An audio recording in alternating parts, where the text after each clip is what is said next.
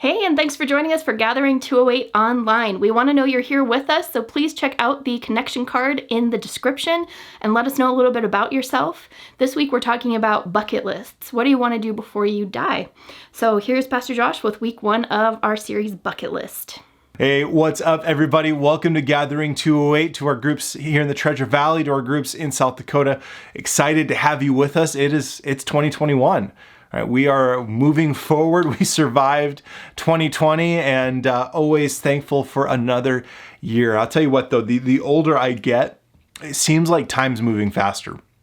And as a kid, I remember time just seemed to drag by. And a week was an eternity, especially around the holidays, right? Like birthdays. Man, just the days leading up to birthday just drug by. It's so agonizingly slow. Christmas, like waiting for Christmas morning. I watched my kids go through it. I've got a 6-year-old and a 9-year-old, and watching them just agonizingly wait for Christmas morning to come is honestly pretty hilarious as a parent. But you can just see that how slowly time moves for them. And yet the older I've gotten, every year that goes by, it feels like time just kind of moves faster and faster and faster. As an adult, like I blink and a week is gone. Even this last year, right? It's a big blur. I haven't known what day it was since March. But I would ask, how many of you were born like the 90s or earlier? Because I'm going to say some things that I think they might make you feel a little old. So be ready for this. Kids born in the year 2000 are going to be hitting legal drinking age this year, right? They're going to be 21. Kids born in 2008 are becoming teenagers this year. The TV show Friends ended 17 years ago. Macaulay Culkin, that kid from Home Alone, is 40 right now. The first Harry Potter book came out 24 years ago. The Bears haven't won a Super Bowl in 33 years. And let's be honest, it's about to become 34. Sorry, Kellen. No dice, man. Snapchat turns 10 this year. Listen, time flies. Like it just keeps going and everything keeps moving. And there are times, I think, in life where we are just trying to survive the grind. Even in 2020, as long of a year as that felt like it was, it's gone, right? It's in the past, it's over. If we are not intentional with our lives, we can take them for granted. I've got young kids and I've been particularly convicted about this thing, that the reality is that we are missing moments. We are missing the important things in life. And this year has shown me more than ever what I miss when I'm not paying attention. And that's why I think it's really important for us to have goals. It's really important for us to write those things down, to have a bucket list, right? Basically, bucket list is just a list of those things that we want to accomplish before we die, a list of things that we want to do before we kick that proverbial bucket. And there is power in writing those things down, to writing down our goals and our aspirations. There is power in realizing that life is limited, right? Realizing that there's this idea that our days are numbered, and that idea that our days are numbered, it's an ancient idea. And so we're going to look at the Psalms today. And so if you've got a Bible, we're going to be in Psalm 90, but Psalm 90 verse 12 says this. It says, "Teach us to number our days that we may gain a heart of wisdom." So turn to the person next to you, either in your groups or living rooms, and say, your days are numbered. All right? This idea of our days being numbered, though. This isn't a countdown that we live with. It's not like there's some kind of galactic clock staring down at us, counting down the days, because no one knows how many days we have left. Right? It's the realization, though, that we only have so many days left. It's that realization that acts as a reminder that we need to live intentionally, that this earthly life is a gift, right? And every day could be our last. It's living with the clarity that this could be your last moment. And that causes us to go, you know what? We have to number our days so that we can have a heart of wisdom, like that prayer says here in Psalm 90. Part of having a heart of wisdom is realizing that there are certain ways that we spend our days in the season of life we're in, right? We're in the season of life as a student, it's going to look different than if we're in the season of life of retirement, right? As a student, we might spend our day pursuing what the future is going to look like, pursuing what our career path is going to be, pursuing relationships and friendships that are going to stick with us for a lifetime. And then maybe we get into the season of midlife where we're established in our careers, or we're having to reevaluate where we're at, or maybe we're working on building a family, or whatever that season of midlife looks like for you.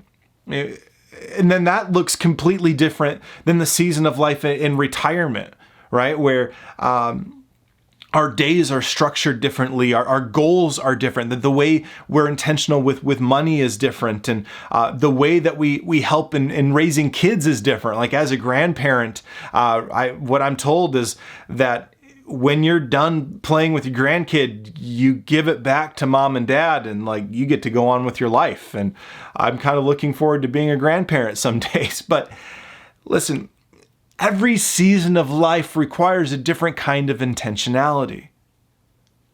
But the secret to whatever that is we have to number our days so that we don't waste our days. Live with the awareness that life is short. It's finite, right? All of these things eventually come to an end. And when you live with the awareness, when you live with that kind of awareness, it can be a resource to you.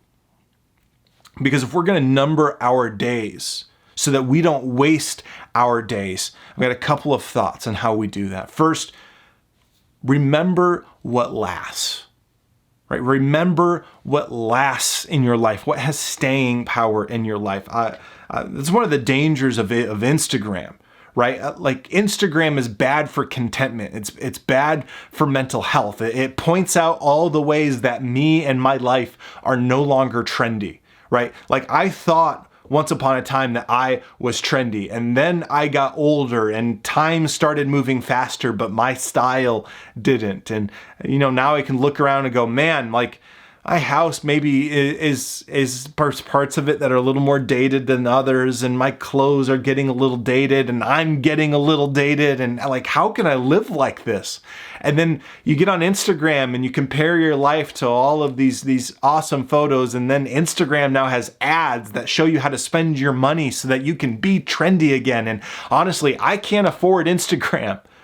All right, looks, style, what's popular, what's in fashion. It's always changing. It's this constantly moving target. And sometimes you go, man, I just got to wait because maybe what I like now will come around again in like 20 years. But when it comes to our life, when it comes to our goals, when it comes to our bucket lists, we need to remember what lasts. Look at Psalm 90, verses 1 through 2. It says, Lord, through all the generations, you have been our home. Before the mountains were born, before you gave birth to the earth and the world, from beginning to end, you are God. God, you have been our home. It's so beautiful. That's a beautiful picture, this idea that God is our safe place. He's the place that we run to. Before the mountains, before the earth, God remains. God is what lasts. And so when we start to think about what's most important in our lives, when we start to think about what we are putting on our bucket list, I think our first priority is God. Right? It's living for God. Our first priority is what pleases God, because that's what lasts. That's what has staying power. That's what's most important. God doesn't change. God isn't going away. God is not surprised by your problems. God is not frustrated by your frustration. God sees the bigger picture. He sees the bigger picture of your life, but also the bigger picture of all lives and all of history and how all of it fits together. There's nothing that surprises God, and God is the same through all of it, through every moment of history.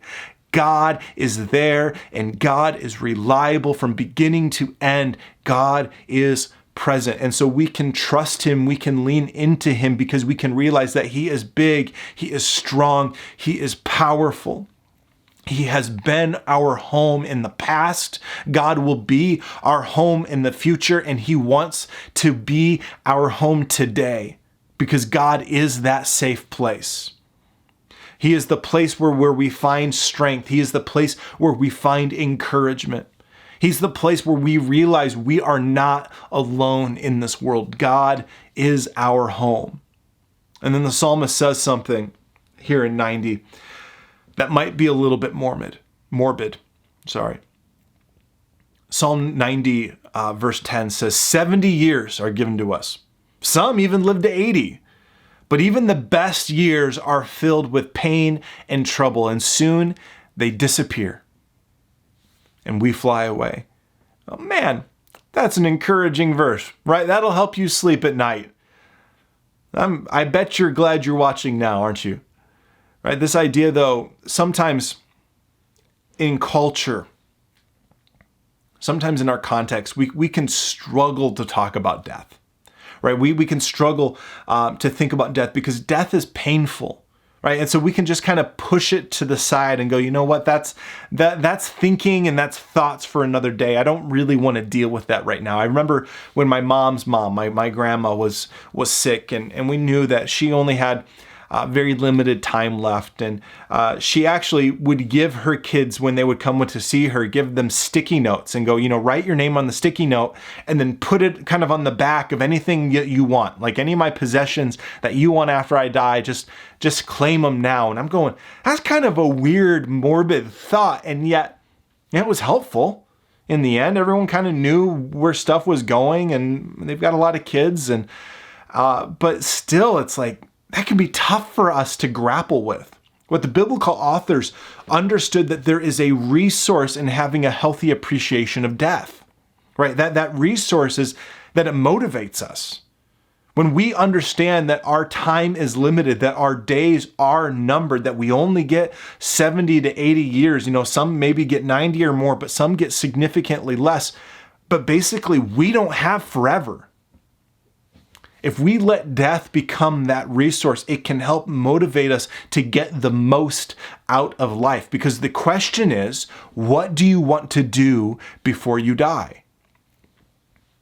And you may have been like I have been, and maybe you can relate to this, where I was never the guy who wrote stuff down.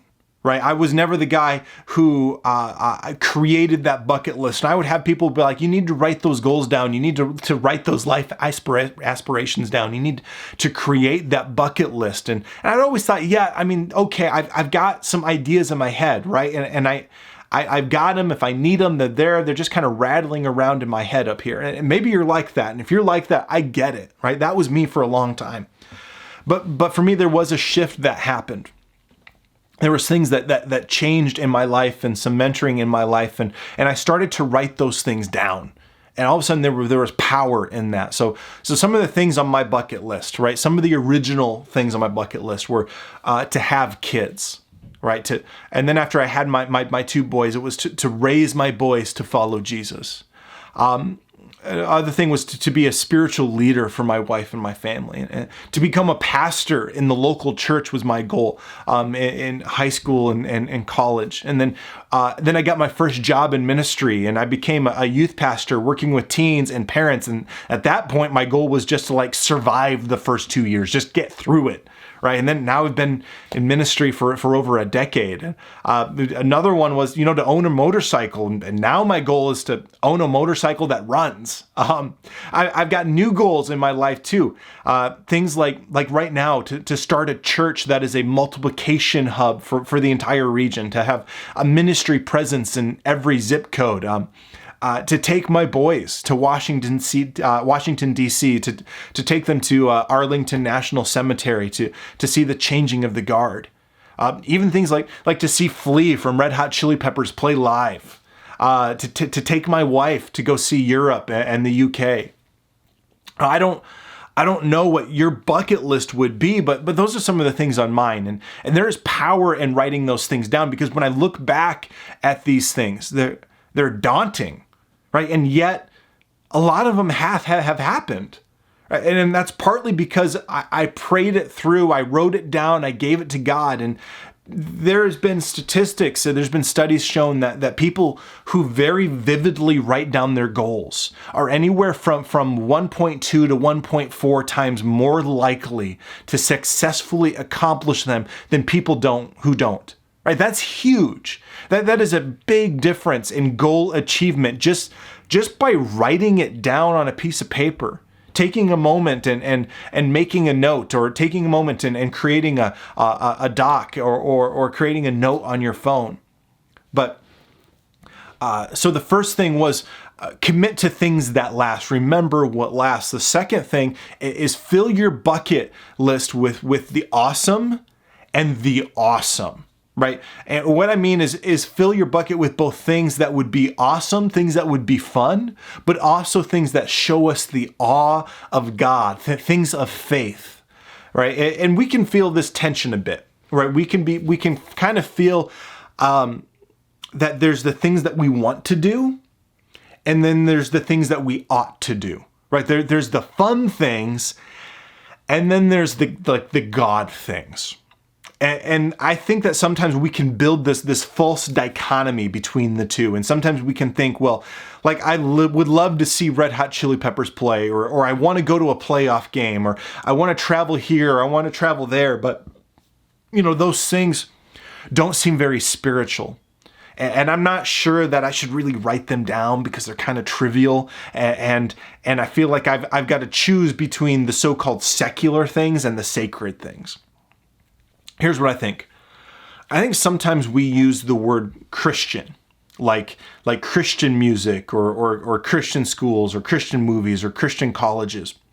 And we can think of the word Christian as an adjective. And I think it would be really helpful if we thought of the word Christian as more of a noun, less of a descriptor and more of a who you are. Like the thing that is you is Christian. Right? Because when we say things like Christian music or Christian schools, but we don't say things like, I'm going to go for a Christian walk in the park, right? Or I'm going to have a Christian picnic with my family, or I'm going to go eat Christian pizza. I mean, I guess you could say you could eat Christian chicken with Chick-fil-A. I mean, there's like 3 of them here. But Christian is about who we are as followers of Jesus.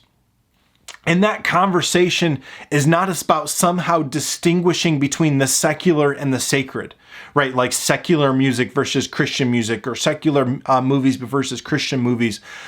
That's a false dichotomy, right? Everything you engage in outside of sinful activity can be good and can be holy because you, the person engaging in the activity, are committed to Christ in your life.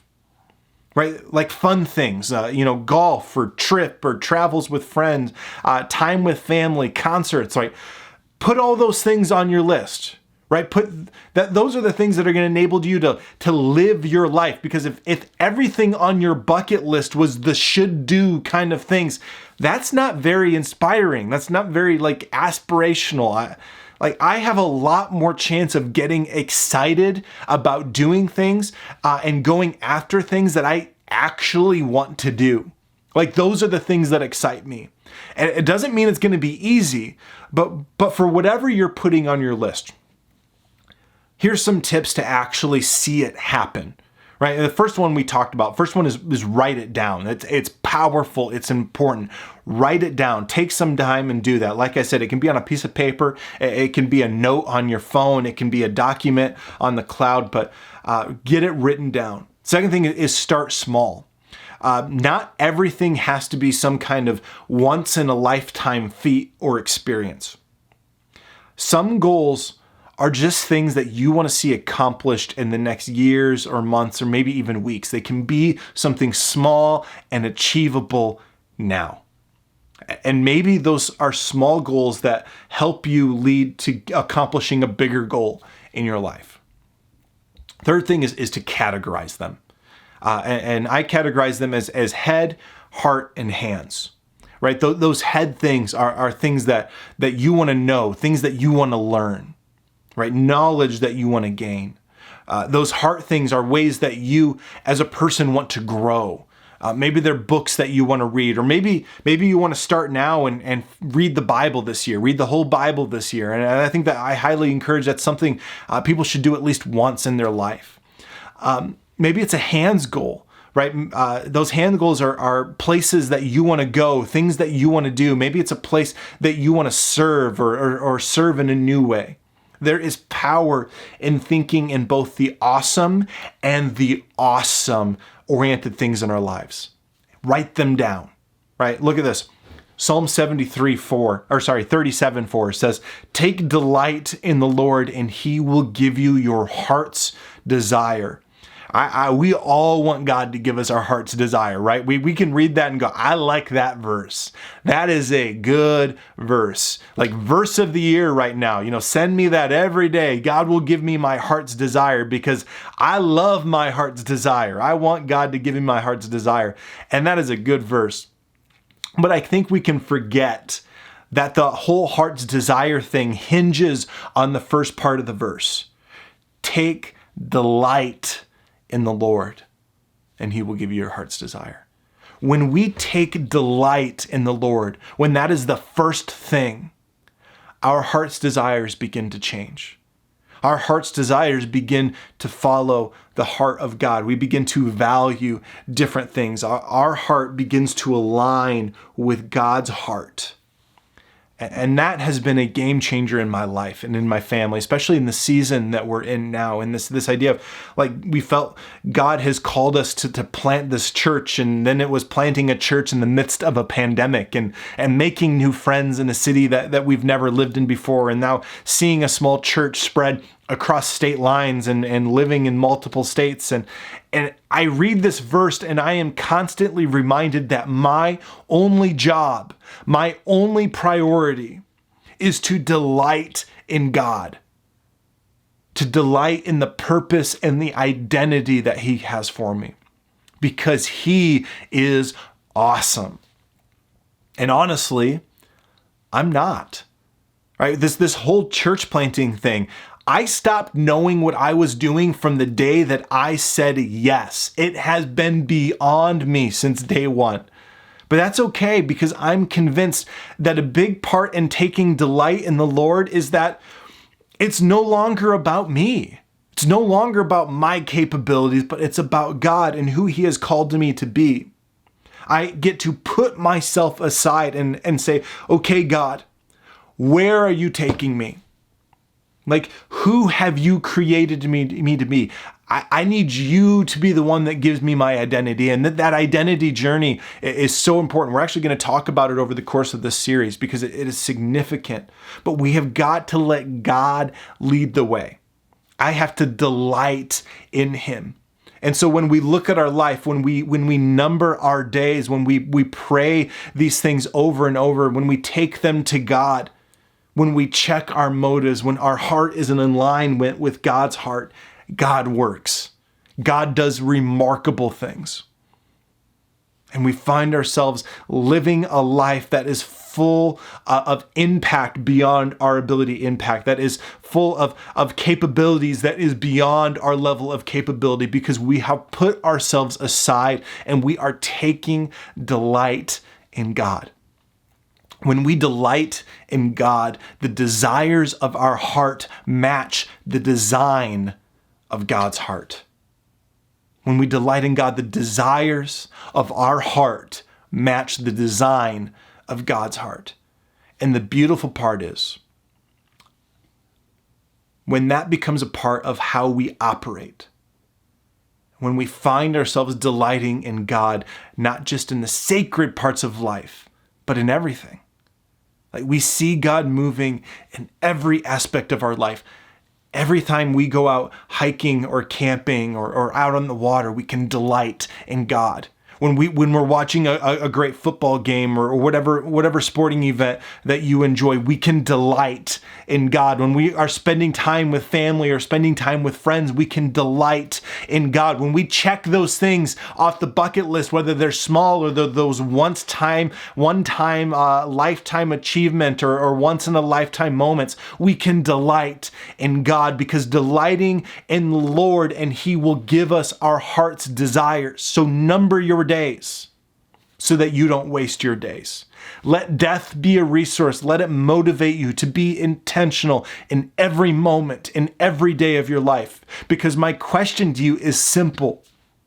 What do you want to do before you die? So take some time this week.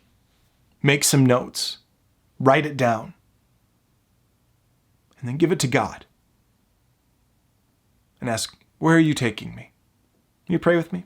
Heavenly Father, Lord, thank you that you have created us to just have a heart in line with you.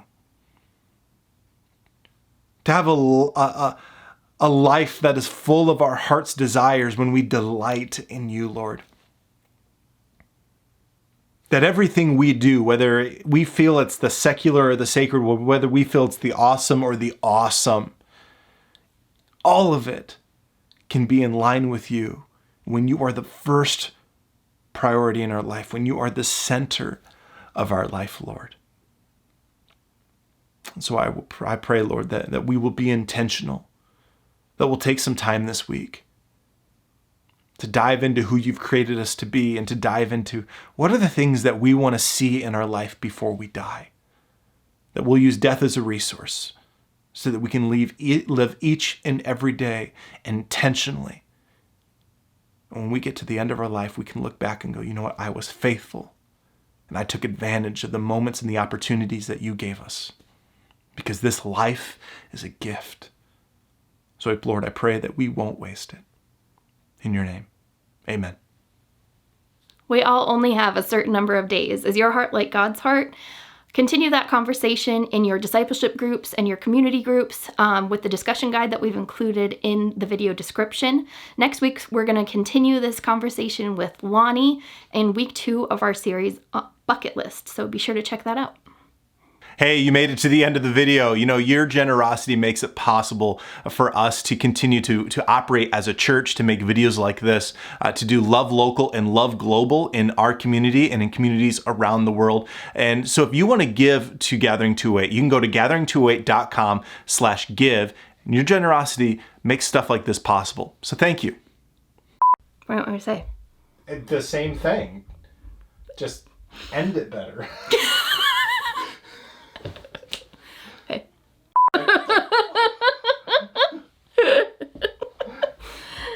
I don't know. That's what we're talking about in this week's message. I killed it. So we only...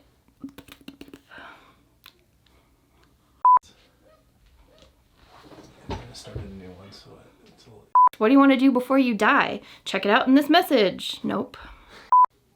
That was perfect. Oh, thanks.